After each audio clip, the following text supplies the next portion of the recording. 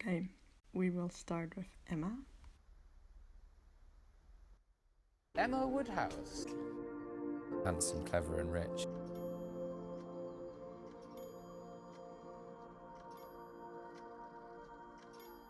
Emma is a headstrong young woman in 19th century England who loves to play matchmaker with all of her friends. Well, that's one way to describe her.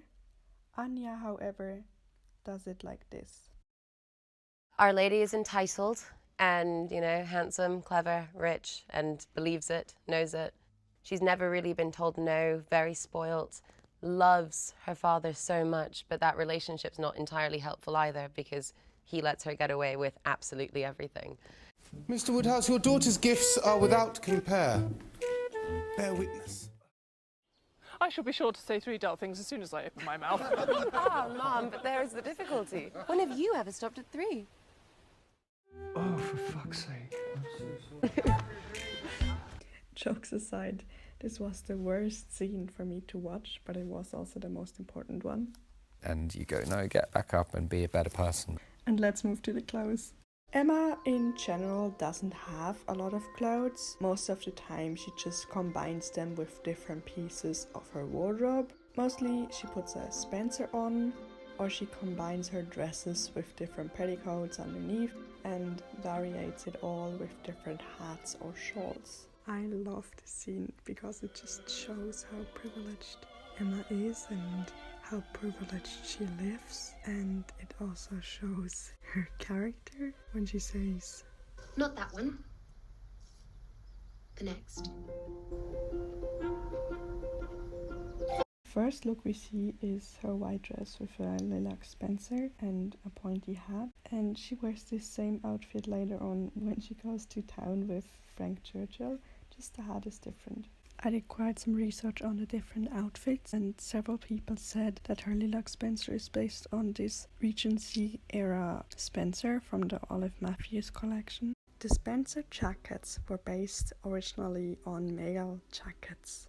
Either they based the looks of Emma and the others on fashion outfits they found in museums. The Met is frequently referenced. Some examples I found that were not mentioned as inspiration, but could have been.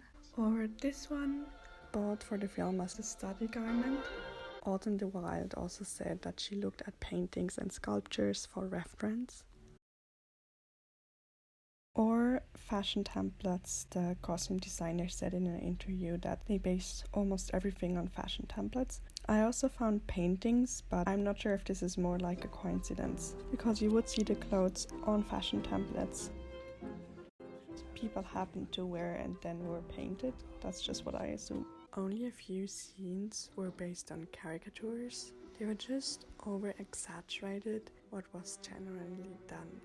It got confirmed in this interview that I've seen today. What I really like about the striped dress is that it was used when Emma is talking about Harriet the first time. Then she wears it again when she's talking about potentially drawing Harriet. Apparently this is not the way the collar was supposed to be worn.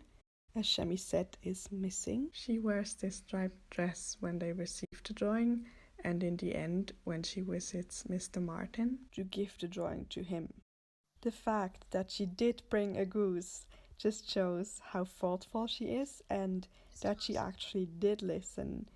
You will understand later in the video what I mean by that exactly. Emma wears at least 4 different pelisse. A pelisse is a 19th century coat, and originally it was based on hussar cavalry soldiers, and then it had become a female garment and worn throughout the whole year, but with different fabric. Oftentimes on templates underneath you see the fabric mentioned in French.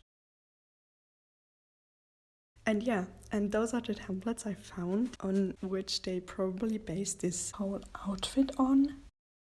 On this one, probably the most, just because her white dress is peeking through and it looks similar to the template. In the scene where Elton says, "How can we admire a painted beauty with such loveliness before us in the flesh?" And Emma thinks it's about Harriet. He called you lovely. happiness itself.